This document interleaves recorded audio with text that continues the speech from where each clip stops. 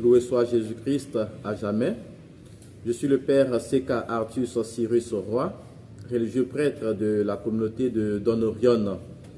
Je vous propose ce matin une petite méditation sur l'évangile de ce jour, tiré de Saint Jean, chapitre 13, versets 21 à 30. Cette péricope fait partie de la deuxième partie de l'évangile de Saint Jean qui part du chapitre 13 au chapitre 21, appelé communément le livre de la gloire. De prime abord, il est important de signifier qu'en Jean, la glorification de Jésus n'est pas sa résurrection, mais elle se cumule dans sa mort sur la croix. Cela nous permet de comprendre bien évidemment la péricope de ce jour qui fait écho de l'annonce de la trahison de Judas. La trahison de Judas jette, j'allais dire, un doute sur la personne de Jésus-Christ. On pourrait bien se demander si Jésus lui-même ne s'est pas trompé dans le choix de ses compagnons. Ou encore, est-ce que la trahison de Judas n'est-elle pas le fruit d'une déception que Jésus n'était pas pour Judas un Messie avec un programme de libération politique? Qu'en est-il donc de cette trahison de Judas? Concernant le pourquoi de ce que Judas a fait, il n'y a dans l'évangile que deux indications ou encore deux interprétations. La première, c'est l'évocation du diable. C'est le diable qui a mis dans le cœur de Judas le projet de livrer Jésus. Nous trouvons cela en Jean 13, chapitre verset 2. Ce n'est donc pas le morceau de pain trempé qui fut la cause de la trahison de Judas, car bien jusque-là, Judas lui-même était encore responsable de ses actes. Ainsi, c'est juste après avoir reçu la bouchée de pain que le Satan entra en lui. Et donc, nous pouvons comprendre ici que le Satan, ce n'est rien d'autre que la convoitise. Judas, donc, ayant reçu le morceau de pain trempé, se leva et partit dans la nuit. Cette précision temporelle n'est pas fortuite, car c'est dans la nuit que se multiplie le péché.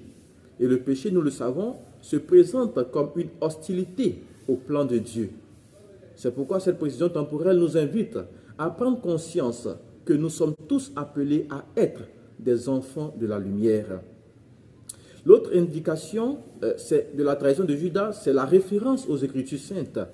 Jésus dit lui-même, afin que l'Écriture s'accomplisse, celui qui mange mon pain a levé contre moi son talon. Nous trouvons cette citation aussi dans le psaume 41 et même aussi dans l'évangile de Saint Jean au chapitre 13, verset 18. Mais quel enseignement retenir de ce jour, de ce mardi saint? Eh bien, la liturgie, en mettant l'accent sur le drame qui se prépare et qui débouchera bien sûr sur la croix du vendredi saint, nous fait comprendre tout simplement qu'heureusement, le péché n'a pas le dernier mot. Le dernier mot, c'est la miséricorde de Dieu.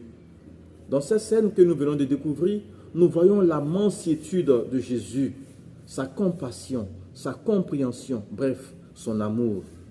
Sur la croix, le Christ tend les bras à tous et nul n'est exclu de son amour.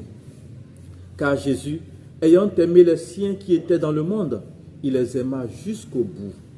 Si donc la trahison de Judas a brisé la communion des disciples dans le service et dans le don mutuel, Jésus va le restaurer par sa passion et par son amour. Ainsi, nous comprenons que la dénomination du disciple que Jésus aimait peut nous aider à percevoir l'identité de tout disciple associé à l'amour du Christ. Chers frères et sœurs, apprenons de cette scène que toute chute peut être pardonnée si l'on se réfère à l'amour de Jésus pour chacun de nous. C'est sur ces mots que je vous souhaite une très bonne semaine sainte à tous.